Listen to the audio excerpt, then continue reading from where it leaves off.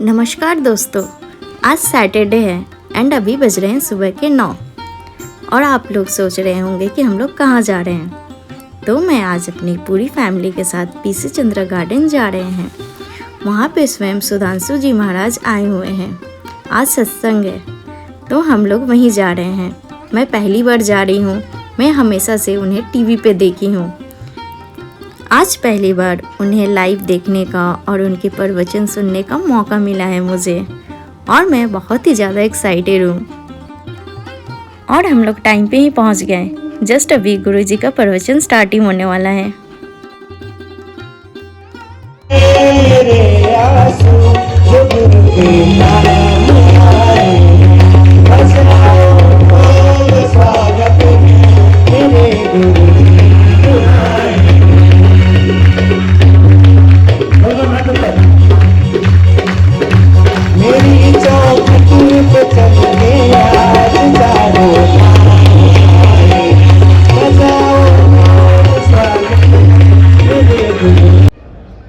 विद्यमान है। जहाँ की जागृति के बाद आपके अंदर रचना धर्मिता जागृत होती है।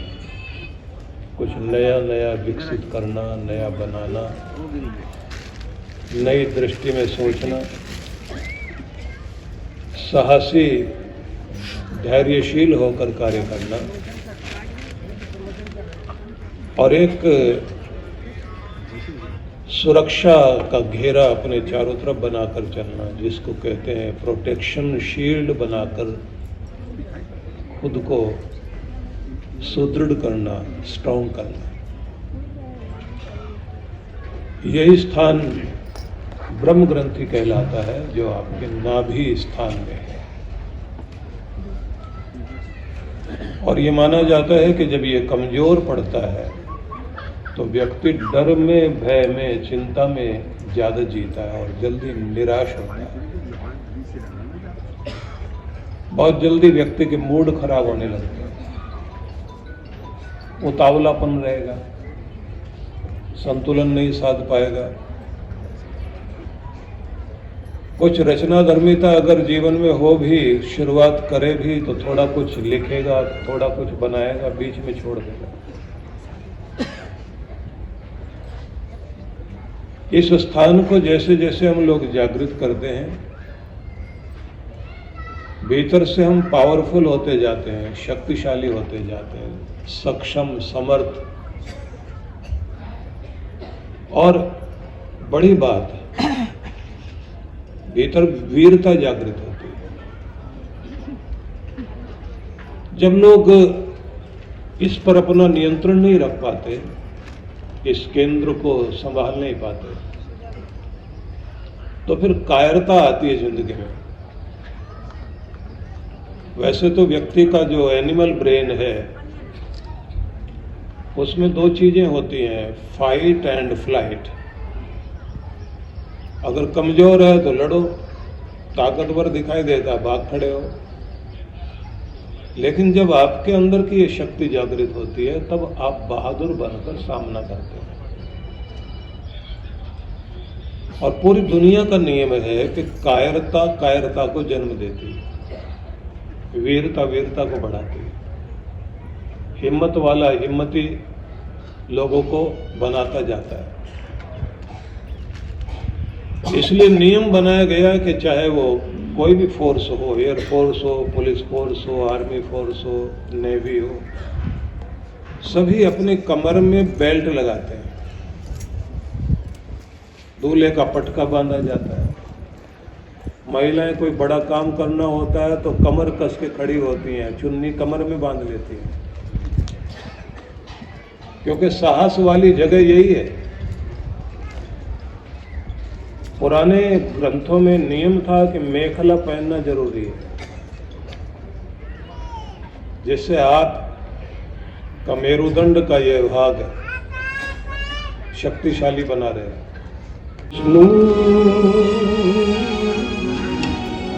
गुरुदेव महेश्वर गुरु ब्रह्मा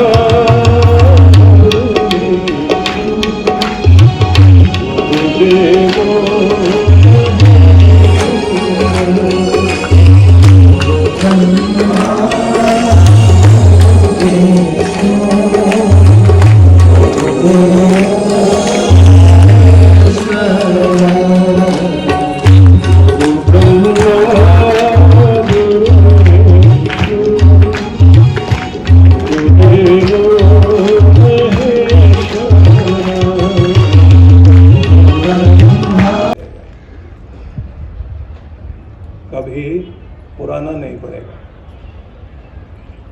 अब बात तो बड़ी अद्भुत है कि समाचार कोई भी हो, आपने जान लिया, समाचार पुराना पड़ गया, अखबार पढ़ लिया, पढ़ते ही पुराना हो गया, नहीं पढ़ा तो अखबार नया।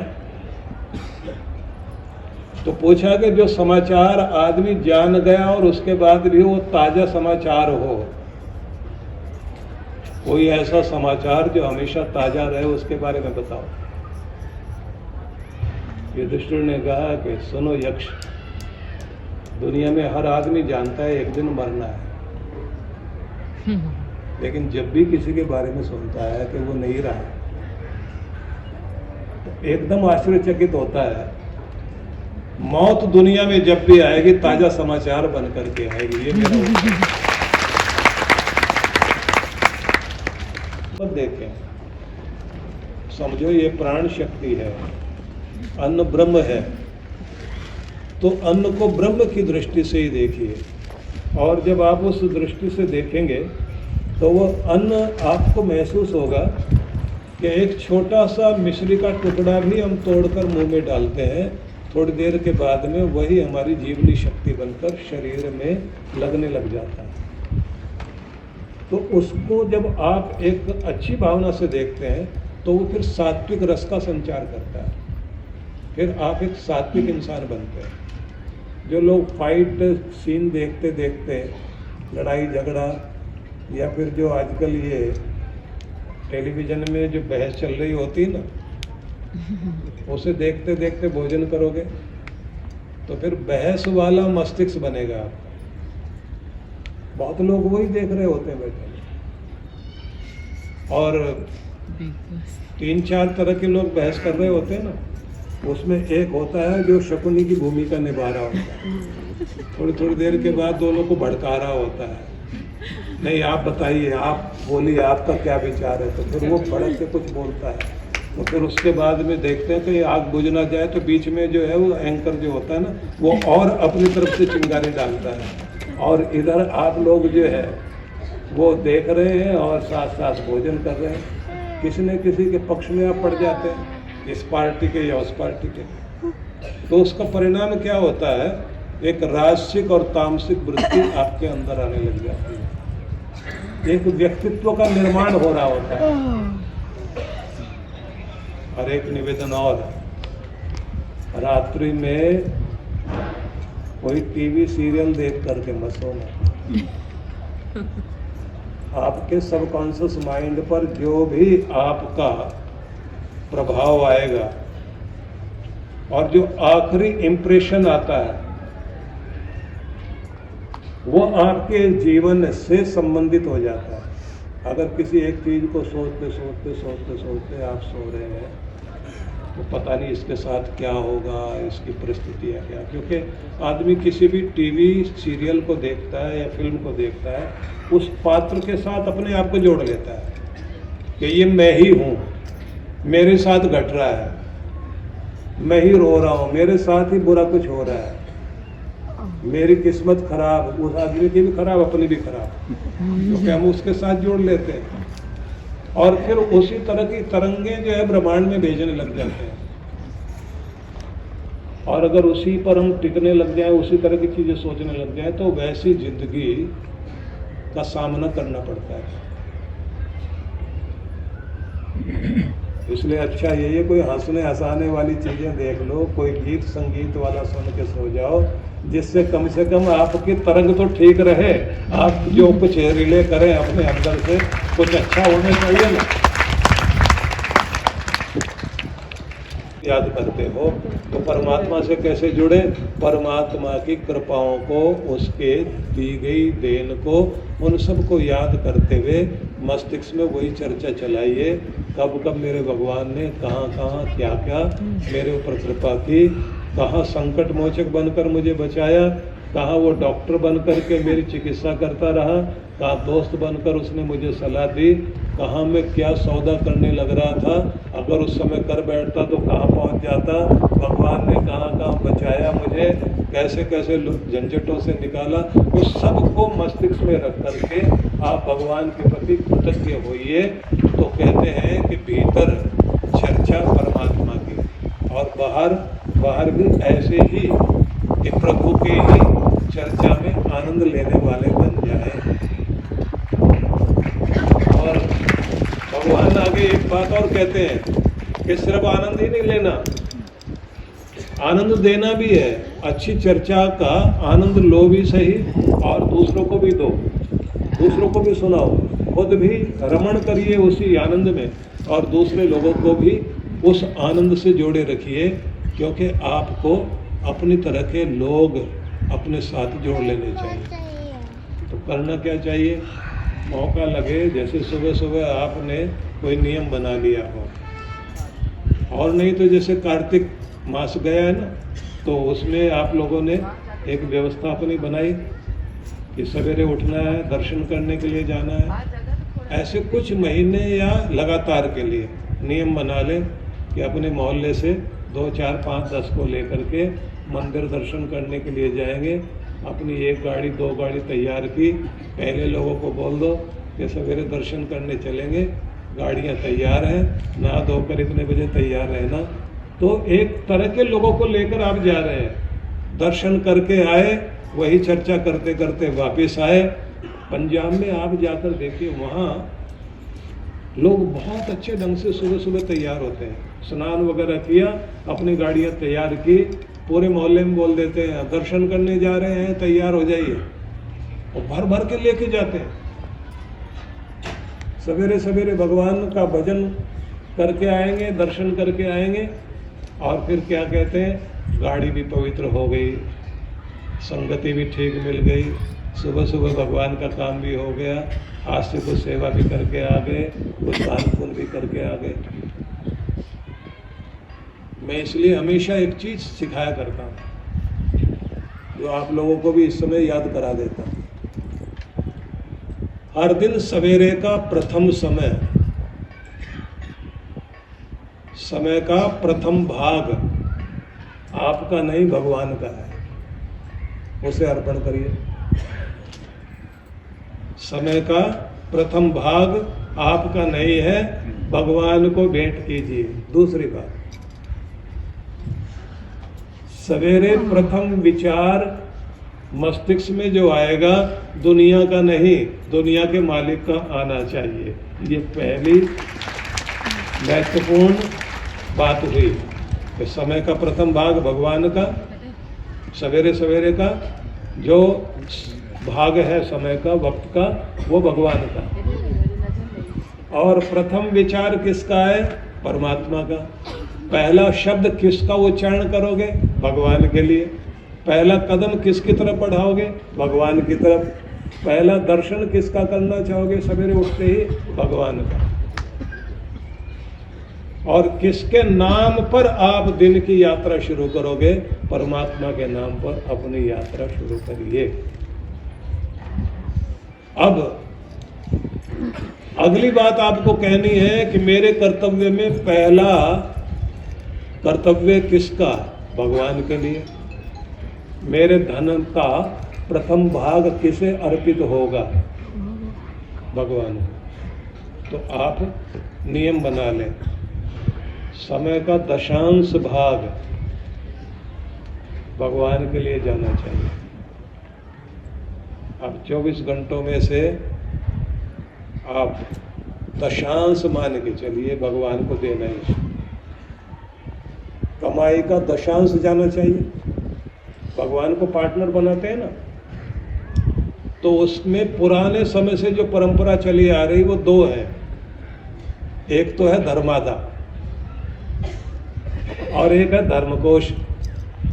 अब आप देखिए ना, लिखा है दान व्रत तपो होम जप स्वाध्याय संयमे श्रेयोभिर्विविधैश्चान्यै कृष्णे भक्ति ही साध्यते। कृष्ण भगवान की भक्ति कब सिद्ध होती है? तो उसमें सबसे पहले कहा कि तुम दाता बनकर जीना, देने वाले बनकर जीना, इस धरती को कुछ देकर जाना, परिवार को कुछ देकर जाना, अपनी जिंदगी से हर पल कुछ देते रहने वाले बनो। प्रसन्नता बांटो, प्रेम बांटो, शांति बांटो, वातावरण को विषाक्त मत करो और कमाई का प्रथम भाग धर्म में लगाओ। भगवान को अपना पार्टनर बनाओ, साइलेंट पार्टनर बना लीजिए। लोग गुरु को, इष्ट देव को, धर्म को अपना पार्टनर बनाते हैं ना, कि इतना तो भगवान के लिए पहले ही निकाल के रखेंगे। तो धर्मादा तो वो होता है जो आप हर महीने अपनी कमाई से भाग निकालते हैं। उससे क्या लाभ होता है? उससे बड़ा लाभ ये होता है कि जो भगवान की राह में आपने लगाया, वो आपने बीज बोया, जो आगे फसल उगकर आपकी जिंदगी में लौटकर आएगी। और दूसरा, 10% भी नहीं दे रहे, 100 रुपए में से 10 रुपए, तो कम से कम 2% तो करो। अब 2% अगर आप भगवान की राह में लगा रहे हैं तो परमात्मा 98% जो आपका बचता है उसको आशीर्वाद देता है। उसको आशीर्वाद देकर उसे ऐसा धन को धन्य बना देता है जो आपकी जिंदगी में खुशहाली लेकर के आता है। अब हिलाने वाले लोग मिल गए आपको और आप हिले नहीं, अपना काम करते रहे। मैंने भी घड़ी देख ली है, 11:07 हो गए हैं। ये जल्दी से भाग जाती है ना घड़ी आगे। तो इसलिए आपको बताना चाहता हूँ कि भगवान कहते हैं कि जिनको मेरा कथन करने में, चर्चा करने में आनंद आता है, और जो लोग एक दूसरे को परमात्मा की ही जानकारी देने में रुचि लेते हैं, और जिनकी चर्चाएं व्यर्थ नहीं होती, जिनका सत्संग चलता रहता हर समय। देखिए, बड़े लोगों की बात होती है, जैसे चाणक्य के पास जाकर के चंद्रगुप्त बैठ के जाते थे ना, सोते सोते गुरु के पास भी दरवाजे के बाहर बैठ के चले गए। तो गुरु जब पूछते थे क्यों आया था रात्रि में, कोई जरूरी काम था, मुझे जगा लेता। बोले सारा दिन राजनीति करते करते मन अशांत हो जाता है, तो फिर जब मैं आपके पास आकर के बैठता हूँ ना, तो मुझे ऐसा लगता है कि गुरु गंगा में स्नान करके जा रहा हूँ, अपने को पवित्र।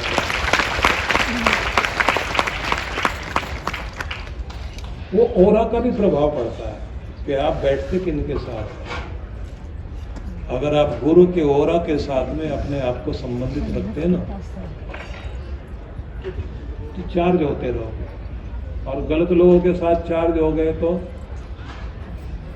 कहा तो कैकेयी कनक भवन बना करके राम जी को, सीता जी को भेंट कर रही थी। अब जाते हैं ना अयोध्या, अयोध्या जाते हैं तो कनक भवन के दर्शन करते हैं ना, उस कनक भवन को देख करके समझ में आता है कि ये वो भवन है जो कैकेयी माँ ने सीता जी को मुंह दिखाई में दिया था। कितना प्यार था, और मिल गई मंथरा। तब क्या स्थिति हो गई, देने के बजाय छीनने वाली बन गई। तो अगर संगति गलत मिल गई तो गलत संगति की तो आदत है। आप 20-22 साल में राम नहीं बना पाए अपने बेटे को, 20-22 दिन की पूरी संगति रावण बनाने में देर नहीं लगाती, बहुत जल्दी बिगाड़ती है।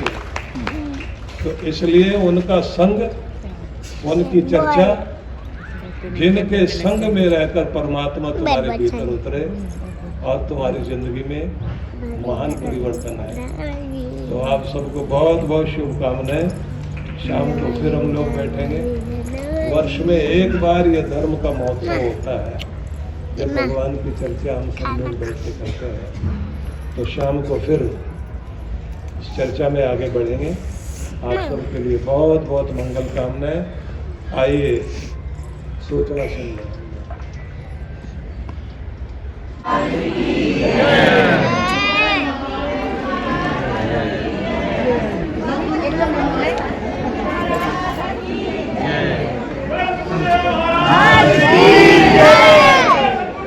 कृपया नहीं वो तो बात नहीं करनी, पहले यहाँ की व्यवस्था करवा देते हैं। तपंदा गुरुजी के प्रवचन खत्म होने के बाद अब थोड़ी देर में आशीर्वाद समारोह स्टार्ट होगी, तो अभी उसी की तैयारी हो रही है।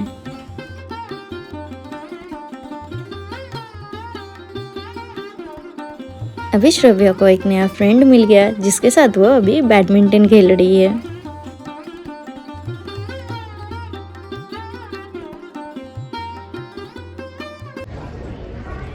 गुरुदेव ने कई बार दिल्ली बुलाने का भी कहा हम लोगों को कि दिल्ली आओ। कोविड के साथ से गुरुदेव से हर समय ये बात होती रही है, हम वादा भी करते रहे हैं। इस साल 25वां साल है। हम जरूर चेष्टा करेंगे कि मार्च के अंतिम महीने में मैं आपके पास कारण मैं जानता हूं कि मेरे को डांट पड़ने वाली है, गुरुदेव डांटेंगे कि हर साल वादा करता है। तो मैंने कहा मैं पहले ही भूल स्वीकार करूंगा और कुछ वैसा माहौल बनाते हैं कि मार्च के अंतिम वीक में जब भी गुरुदेव खाली होंगे हम दिल्ली जाने का प्रोग्राम बनाएंगे। ये पक्का वादा है। डेट आज ही ले लेंगे राजकुमार जी से, और जैसे भी सुविधा होगी अभी से हम टिकट बुक करवाना चालू करवा दें, जिससे हम वहाँ पहुँचें अधिक से अधिक लोग।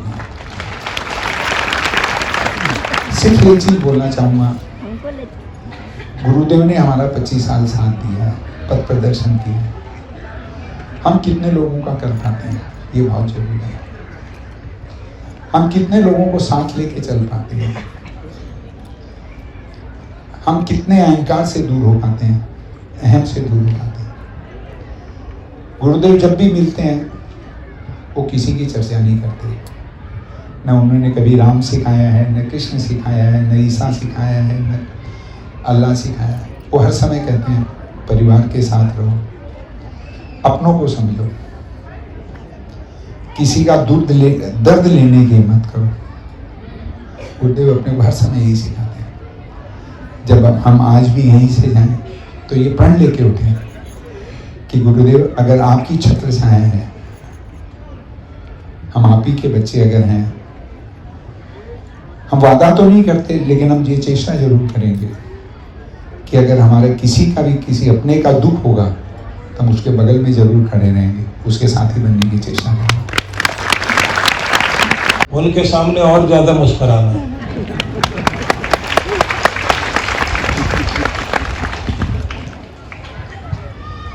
कोई नहीं चाहेगा आप खुश रहें, तो उनकी इच्छा पूरी मत होने दो कि आप अपना चेहरा बिगाड़े रखें। आज से और अधिक ध्यान रखना, अपनी एक्सरसाइज के लिए टाइम निकालिए, थोड़ा प्राणायाम करना है और स्वाद को ध्यान में रखकर नहीं खाना। जिससे सेहत बनती हो ऐसी चीज़ें खाओ। जरूरी नहीं बहुत महंगी चीज़ें खानी है, सस्ती चीज़ों में ज़्यादा दम है। जो सस्ती चीज़ें हैं वो ज़्यादा पावरफुल हैं। और आज के समय तो आप सब मोबाइल फ़ोन वाले हैं, तो गूगल में डालकर देखिए कि आपके लिए कौन कौन सी चीज़ें खाने की हैं। वही जो आप भोजन करते हैं उसी को अगर आप थोड़ा ठीक कर लें वही ताकत देगा आपको। तो ये हो गई शरीर की बात। दूसरी बात है कि विचारों से भी आपको अमीर रहना है।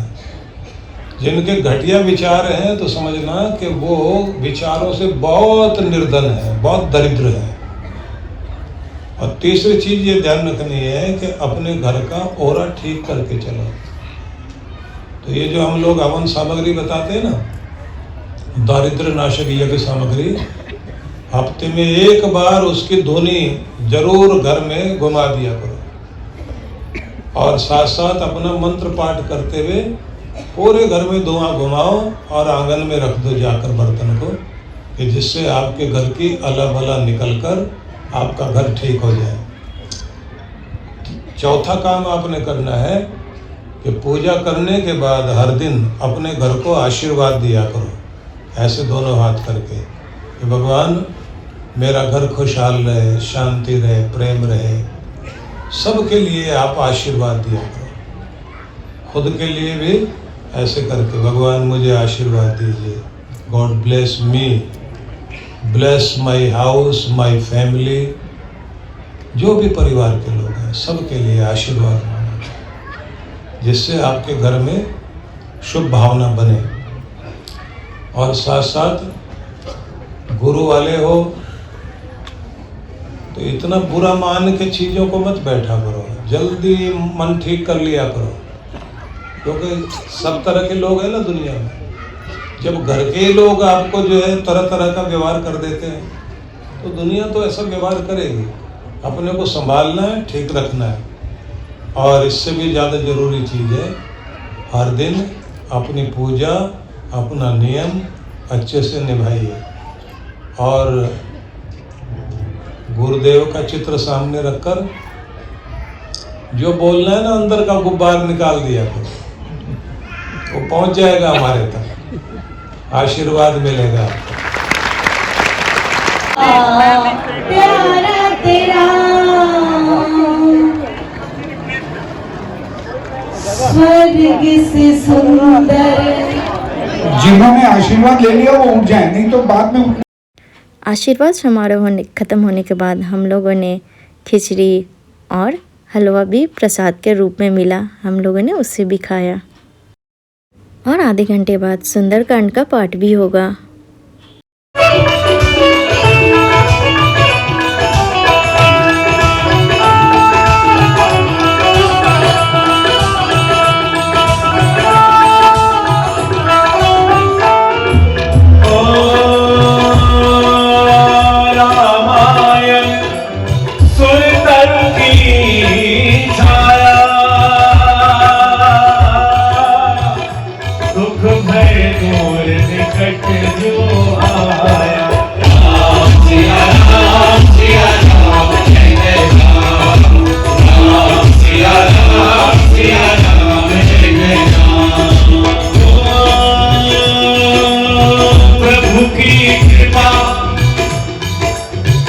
चौपाई करने लोगों को याद है, ये सुंदरकांड का संपुट है। भगवान की कृपा से 25 वर्ष का महामहोत्सव मना रहे हैं आप लोग, तो जिनको जिनको याद है गाइए। प्रभु की कृपा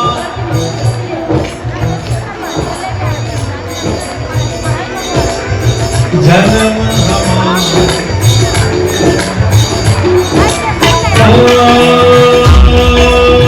प्रभु की कृपा भयो सबका जन्म हमार तू भाव। राम सिया राम जय जय राम, राम सिया राम जय जय राम, राम सिया राम जय जय राम, राम सिया राम जय जय राम। सीता राम चरित अति पावन, मधुर सरस अरु अति मन भावन।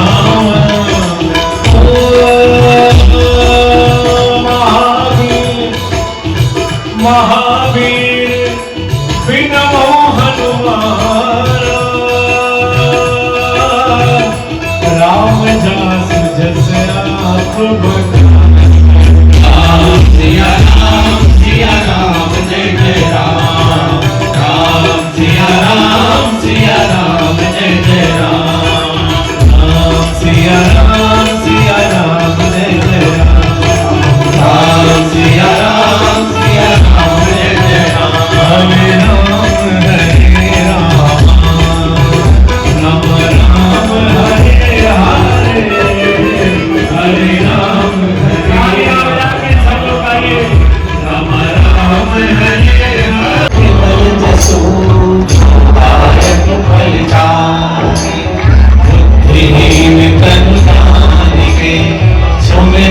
पवन कुमार बल बुद्धि विद्या देहु मोहि हरहु कलेश विकार सियावर रामचंद्र की जय पवन सुत हनुमान की जय जय हनुमान ज्ञान गुण सागर जय कपीस देहु लोक उजागर रामदूत अतुलित बल धामा अंजनी पुत्र पवन सुत नामा महावीर विक्रम बजरंगी सुमति निवार सुमति के संगी कंचन वरण विराज सुबेसा कानन कुंडल कुंचित केसा हाथ बाजू सदा विराज कांधे मूंज जनेऊ साजे कंकर सुमन केसरी नंदन तेज प्रताप महाजगवंदन विद्यावान गुणी अति चातुर राम काज करिबे को आतुर प्रभु चरित्र सुनिबे को रसिया राम लखन सीता मन बसिया सूक्ष्म रूप धरि सियहि दिखावा विकट रूप धरि लंक जरावा भीम रूप धरि असुर संहारे रामचंद्र के काज सवारे लाए सजीवन लखन जियाए श्री रघुवीर हरषि उर लाए रघुपति कीन्ही बहुत बड़ाई तुम मम प्रिय भरत ही सब भाई सहस बदन तुम रोजस गावे हस कहि श्रीपति कंठ लगावे सनकादिक ब्रह्मादि मुनीसा नारद सारद सहित अहिसा कुबेर दिखपाल जहाते कवि कोविद कहि सके कहाते उपकार सुग्रीवहि कीन्हा राम मिलाए राजपद दीन्हा मनोमंथन भीषण माना लंकेश्वर भय सब जग जाना सुख सहस्र जो जन पर भानु तेयो तारि मधुर फल जानु प्रभु मोदिका दे मुख माही जल दिलांगी गए अचरज नारी दुर्गम काज जगत के जेते सुनमय रोग तुम्हारे राम तुम्हारे तुम रखवारे दूत में आज्ञा बिनु पैसारे सब सुख लहर तुम्हारी शरणा तुम रक्षक काहू को डरना आपन के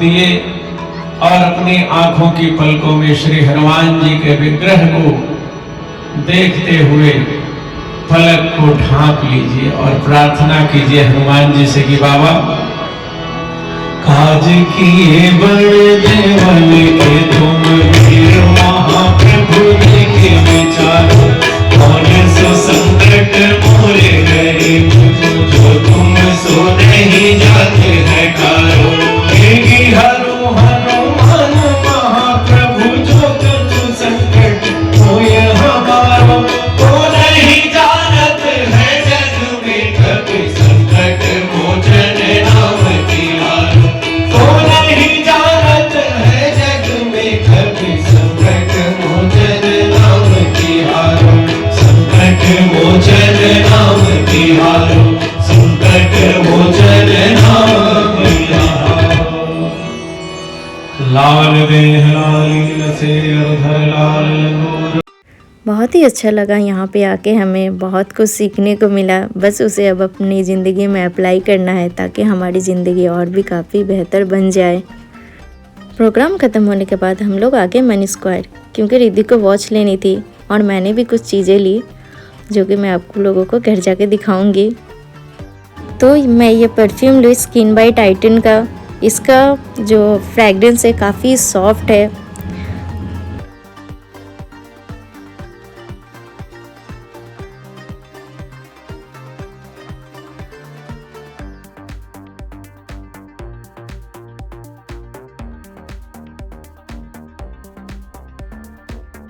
अब आप लोग मिलिए मेरे किचन के न्यू फैमिली मेम्बर्स से। इन्हें मैं अब अपने किचन में ऐड करने वाली हूँ। ये सारे कंटेनर्स मैं वेस्ट साइड से ली, मुझे काफ़ी ज़्यादा क्लासी लगी तो मैं ले ली। आप लोगों को कैसा लगा मुझे कमेंट बॉक्स में ज़रूर बताएं।